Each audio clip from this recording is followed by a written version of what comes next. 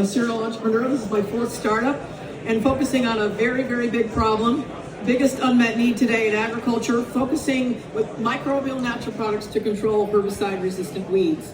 And a snapshot of the company is that our primary focus is on herbicides, but we do have a water platform, and we have a commercial product, Zequinox, that we spun out from our previous company that controls invasive zebra quagga and golden mussels in water, and some sea lice candidates. But those are used to get to market faster, and are already in the market, the Zequinox, and get to market faster and generate more revenue that can reduce the amount of capital we need in order to get the herbicide going. Now, we are very unique in that there's companies that do living microbes, and there's companies that use chemicals. And we don't know of another company that uses complex mixtures of microbial natural products produced by the microbes as is.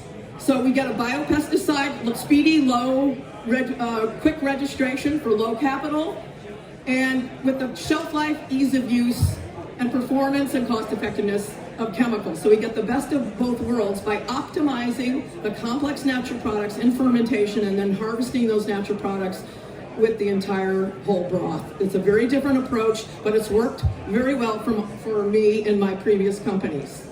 We can get a product to market with $4 million and 4 years or less, faster and with less capital than anyone, because I've done this before. I have about 18 products to my name. 2 are the biggest sellers in their categories, so we know what we're doing, and we can do it and do it faster and better. So it's a very big problem, $35 billion worth of chemical herbicides today. Weeds have developed globally resistance to all major classes of chemical herbicides. And the other thing is that chemical herbicides are under regulatory and consumer pressure. They're in the news all the time, and there haven't been any new modes of actions commercialized in over 30 years. Bayer and FMC have 2 new modes of action, but they're not expecting them to be on the market till after 2030.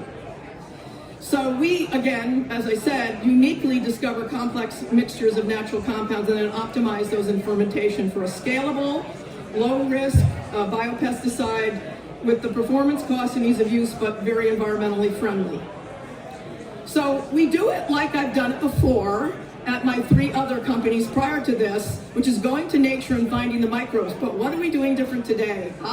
We've got AI and machine learning and metabolomics and bioinformatics and transcriptomics, all of those new tools that our young scientists from UC Davis and elsewhere can use to aid this process. So at Marrone Bio, we had a herbicide screen. We had 1% of the microbes we tested were active against weeds. With this company, using the genome mining, or you could call it AI, which is using algorithms to mine the genomes up front of the microbes we found, we have 30% of the microbes we tested killed weeds, so 30 times more productive. And because we can do the full genome sequence, then we can eliminate microbes right at the beginning that have any toxic or pathogenic gene clusters, and we can identify the metabolites, the compounds, much quicker than before. And we can use the new technologies to guide, to see where the genes are turning on those metabolite production in the fermentation, meaning the transcriptomics. So it's a very exciting time to be able to apply all this new technology to what I've done in the past before and do it better, faster, more productively.